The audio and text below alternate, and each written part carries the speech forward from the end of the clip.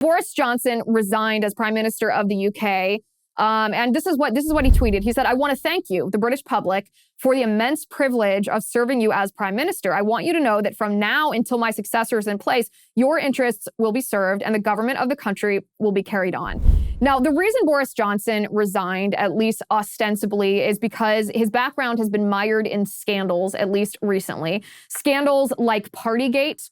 Partygate is, well, pretty much exactly what it sounds like. During the very, very strict lockdowns, COVID lockdowns that were imposed on the British people by Boris Johnson, behind the scenes, Boris Johnson was acting as an elitist. He was essentially pulling a Gavin Newsom French Laundry situation where he was telling people they weren't allowed to leave their homes, they weren't allowed to run their businesses, they weren't allowed to go to school.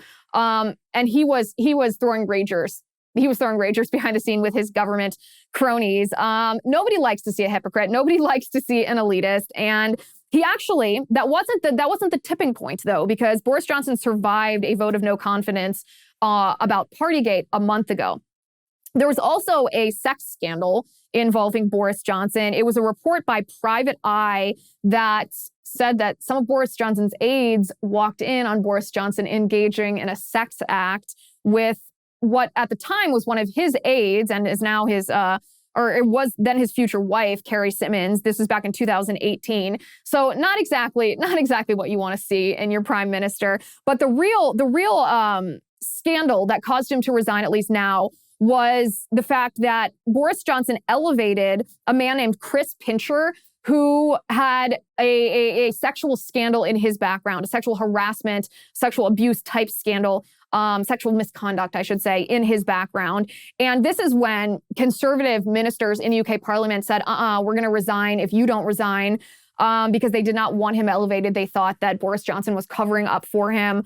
Boris Johnson had appointed Pincher back in February to a higher role. And Boris Johnson essentially misled the public and said, I wasn't aware at the time of these sexual misconduct allegations. And it turned out he was aware of the sexual misconduct allegations. So make of this what you will. This is the reason that Boris Johnson's party, the Conservative Party, forced him to resign as prime minister, because there were dozens of Conservative parliament members who resigned if he didn't resign.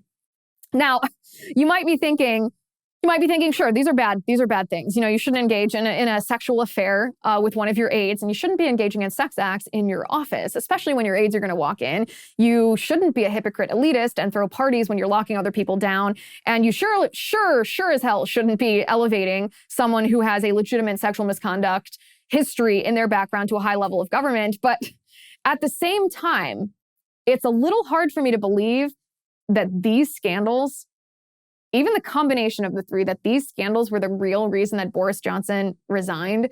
I mean, think about governments around the world. Think about our government. Think about the Biden family, Joe Biden and Hunter Biden. Imagine for a second if we applied these same standards to American government.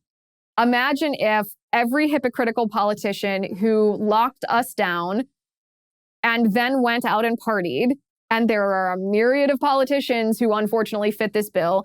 Imagine if all of those people were forced to resign in scandal. They actually should, but that's not why Boris Johnson resigned. No. Boris Johnson resigned because of these sex scandals.